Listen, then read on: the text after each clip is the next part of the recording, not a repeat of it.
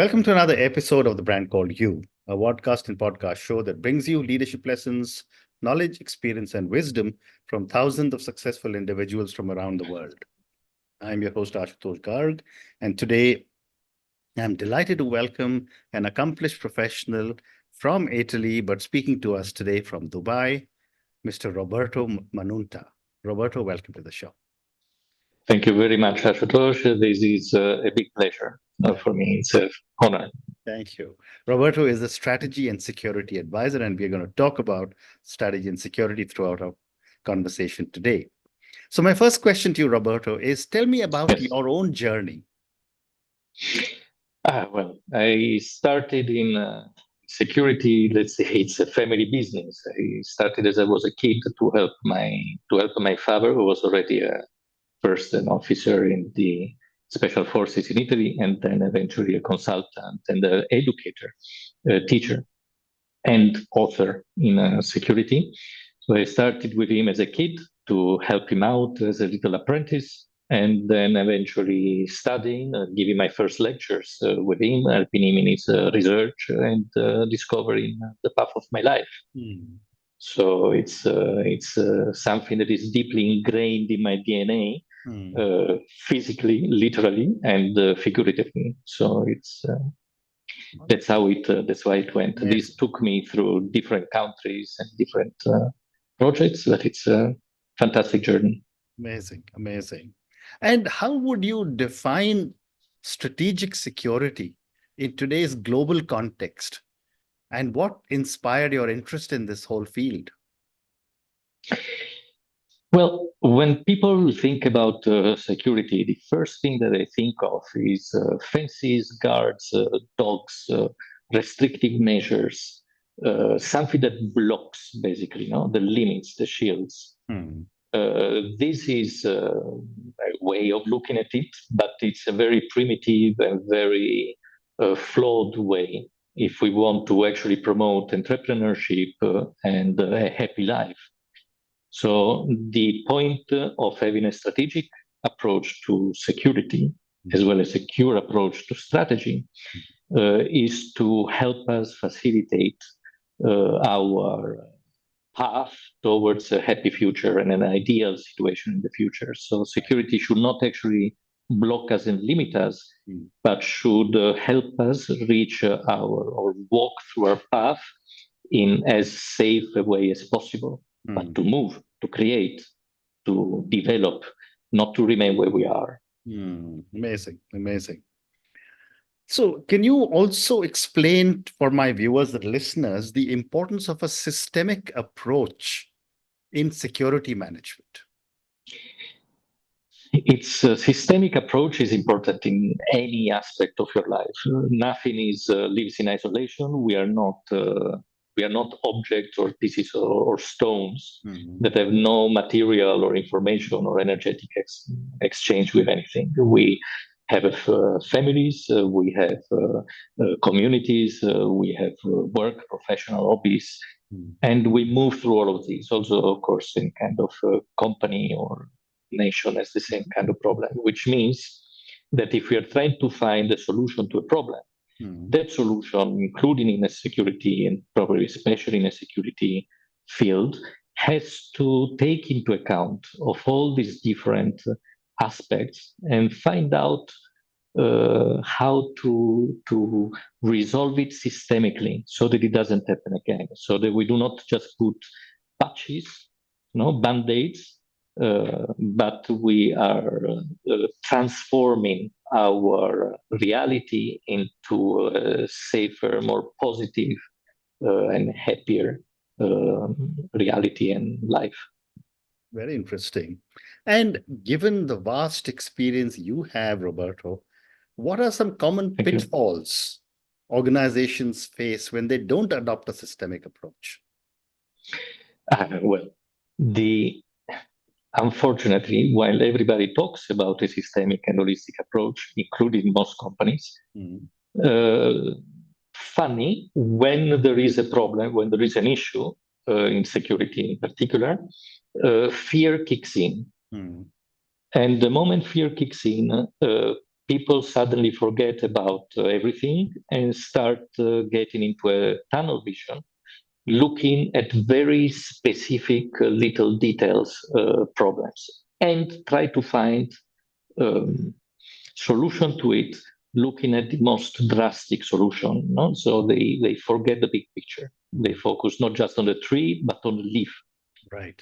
So the biggest challenge is with any client in situation of crisis is to actually stop them, make them pause, and try to remove this vision and try to let them see again at the big picture and get perspective. This is the biggest challenge in any kind of situation. Well said. Well said. And therefore, my next question is, how does a systemic approach help in identifying root causes of security problems?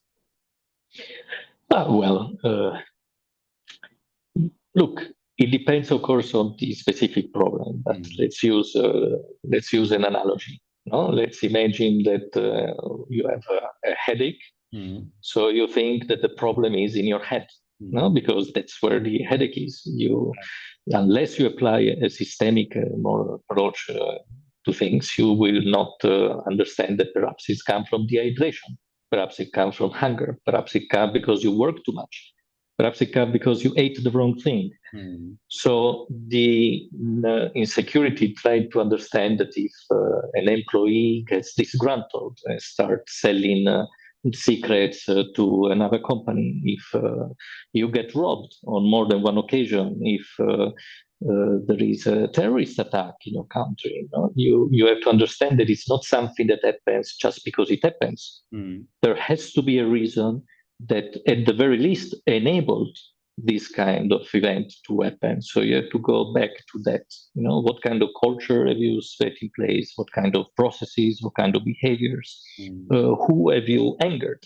What kind of enemies you've created for yourself that perhaps was not necessary to do? Right. So how should you relate to these kind of things in order to be able to have a little bit of a safer life? This is very well said. Great response. Very general, but yeah, no, great response. And when I was reading about you to prepare for my conversation, I was very interested or intrigued by a phrase which is whys and what fors. So my question is, how does focusing on whys and what fors improve strategic security planning? This is one of my favorite, actually, because it's to avoid the famous victory of Pyrrhus, where you win the battle and afterwards you are in a condition in which you cannot do anything else. The why and what for, we have to understand, why do we need security? Why do we need to solve the particular problems? What is it that we want to achieve? And when we achieve, so when we are able to understand what is our ideal state, and how we will be able to feel once we reach that ideal state of affairs, and what we want to do with what we will be achieving with that particular ideal state. So the why, the what for. Once we do that, then we can understand what type of security we want to put in place. Is a very basic example. If you want to create a research and development center, and you want it to be secure and safe, and you do it by creating an unbelievable amount of limitations on the scientists, don't be surprised if the scientists afterwards will leave you or will start working in a very underperformance level. If you want them to work, you have to understand, you have to create a situation that fosters creativity and interchange of information. So the whole security approach is to facilitate that, not block it. So unless you have the why and the what for, you can get it completely wrong. Well said. Well said. And Roberto, how do intelligence and investigation play into strategic security? And what are some of the critical elements of an effective intelligence gathering? This is this is a tough question, because to answer it, I would need a few days. Okay. But to be clear, we are human, as a human beings. In order to be able to act, of course, we have a brain that sends our decisions. So they are decision-making process, but it has to be informed by something. And it cannot be informed by dreams and suppositions and hypotheses alone. We need information. And information, we can gather it through investigation of open sources or not, depending on what it is. So we have to direct it like in a scientific method. In philosophy of science is a fantastic teacher from this point of view. And then we need intelligence. Intelligence, people often confuse it with investigation. Intelligence actually is the analysis of the products of that investigation into a meta product that will be able to inform your strategic decision making, political decision making, the strategic decision making. So it's aimed at solving the whys and what fors, basically. When investigation is giving you the data. Yeah, very interesting. And what, in your view, is the role of counterintelligence in maintaining strategic security? Well, unfortunately, we are in a world where we are not alone, obviously, which has a lot of benefits, but also a lot of people prefer to take shortcuts. And for instance, instead of doing their own research and developments, they want to get our research and developments for a tenth of the money, stealing it, poaching our people, creating a sabotage in our product so that we are not competitive anymore. Counterintelligence is aimed, and counterinvestigation, counterintelligence is aimed at blocking the capability of hostile actors to understand what it is that we want to do and how we want to do it, so that it makes our protection of our strategic directives and actions a little bit easier. That's fundamentally the reason why we are there. And of course, at the national level, this is very clearly understood. At corporate level, not that much. And it's something that should be actually more actively pursued. Very interesting. Very interesting. And Roberto, what are the essential components of risk management in security? And how can organizations prepare for any unexpected crisis?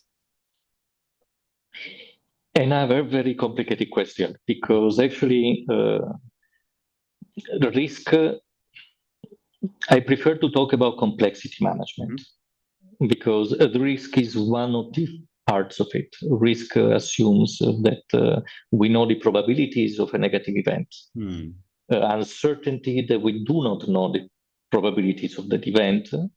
And in security, it's all about strategy, which is the interaction and antagonism of two thinking people. So in security, at strategic level, you have to take into consideration all of that. You have to consideration the risks that can affect you, which could be the risk of an earthquake, the risk of something not working, of your computer going down, together with the uncertainty that can come from something that was not foreseeable at all, and the fact that somebody may actually want to sabotage your computers or create a problem to you. So it's a different kind of dynamic, and you have to put all of them together in order to be able to manage the full spectrum of problems. Well said. And what conflict resolution methods have you found most effective in security management? The most effective of all for me, which is one that very few people actually want to go through, is the resolution of your own internal problems. Right. Before being able to solve problems and conflicts with other people, you need to have a very clear understanding of who you are and what is your position and what you want to achieve. And that requires a very strong introspective work. That is the initial and most essential. Without it, nothing works. It's not possible to do a negotiation. It's not possible to do a contract. It's not possible to have a relationship. So how is it possible to solve a major conflict without knowing who you are effectively? Well said. How does the understanding of the root causes of conflict influence the resolution process? Once you understand the root cause, you will find that the solution may actually be counterintuitive. that perhaps the person that you thought was your enemy is not actually your enemy. You may find that the solution to burglaries in your company may be in a redesign or the architecture or interior design of the company, and there's nothing to do with adding cameras or putting guards. Right. You may find no. So the understanding of the root cause is essential because you will be able to cut the problem from the beginning in a full preventive approach. Well said. And what strategies do you use to align organizational beliefs and values with security processes? I try not to impose my own values. So, of course, I have my own values and my own principles, but I try to engage the client in forcing, if necessary, the client to be clear about their own values and set up their own priorities. This is not always an easy process, but it's essential. And until that is done, we go back to initial conflict resolution method that we were talking before. It's not possible to align things. The people talk a lot about organizational culture, but an organization is an abstract concept. If you do not take into account the individuals who are creating that organization and their true values, not how they comply, not what they say that they do, but who they truly are. So from that point of view, recruitment process within an organization is absolutely essential, including recruitment of the consultant. If my own values are not aligned with my clients, I have refused clients various times in the past because I know I will not be able to give them what they're looking for, and actually not only that, I would not want to give them what they're looking for. So it's necessary to understand what is the end goal for everybody. Very interesting. Can you also describe the role of communication in maintaining alignment between policy and operations? That is about formal and informal communication, if you want. It's the alignment between policy and operations is essential. What is going on a lot of times in an organization is that they have a layered approach. So the board talks, discusses, and decides. Then it passes at the middle management, and then it goes down to operations, no, including in security, it's the same thing. Right. But they communicate the desired actions, but not necessarily the reasons for the actions. And that can create a very strong disalignment, going back also to the question before, between the values and the whys and the what fors that were originating the initial decision in the first place. So you may find the last person in the loop not able to actually fulfill their mission because they're doing the action that was dictated, but with a completely wrong effect because not of understanding what the action was for instance. So the alignment requires communication of more than just the specific quantifiable action or activity. Well said. So I've got time for two more questions. My next question is, can you tell us about an interesting case where your conflict resolution strategy was very successful? And I don't want any names, of course. Yes, they would not be Correct. they would not be possible. Absolutely. Oh, this is been a few cases, but I would say one in particular. It was a case of a divorce, actually, in a highly influential family, so high net worth individuals. So the divorce was automatically going to create unbelievable problems also at the family company. with a number of side issues, domino effects, everything you want. And the initial requirements from the part that was contacted me was fundamentally how to win over the other part, how to take everything from the other part, how to increase the level of violence of the conflict in order to be able to achieve what they wanted. And the moment it got resolved was the moment in which I was able to make them understand the whys and what fors. So the moment I made them understand that actually that was not the real conflict, that was a battle, but they had to think what was going to happen afterwards. The impact on children, the impact on the company, the impact on value creation, the impact on themselves and on their lives.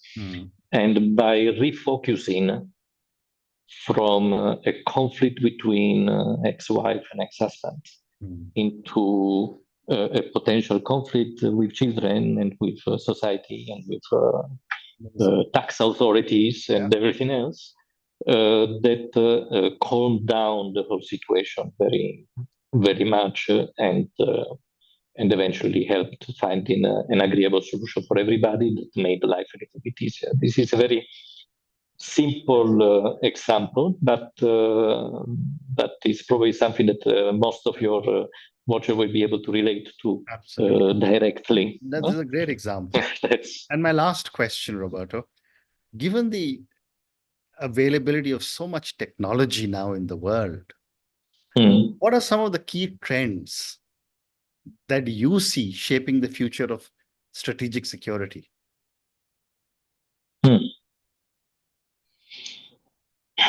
Well, of course, artificial intelligence, AI, is going to be a major player. I think it has been also overhyped. For me, artificial intelligence is not quite intelligent, it's a little bit dumb because it doesn't quite know what is happening.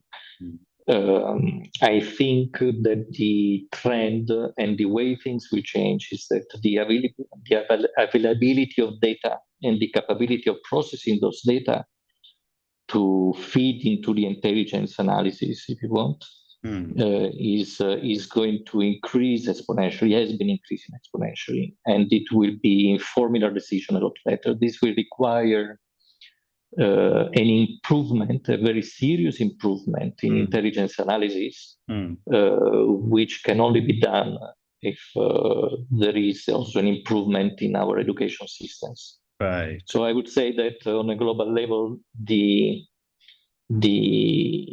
challenge in the future and what will be changing things, and if it doesn't do, we will be doomed. We see conflicts now that are done because people are still thinking in way frameworks of the 19th century, even not even the mid 20th. And in the future, that's not it. We need people that are trained in more in philosophy of science and less in technical details. In a way. Well said. And on that note, Roberto, thank you so much for speaking to me about your own journey. It's amazing you started so young with your father. Thank you for speaking to me about so many different aspects of security and systems. I learned many things new from you. Thank you for talking to me about conflict resolution. And thank you also for giving me your perspective on how technology will be able to support systems, security, and strategy in the future. Thank you for speaking. Thank you. Good luck.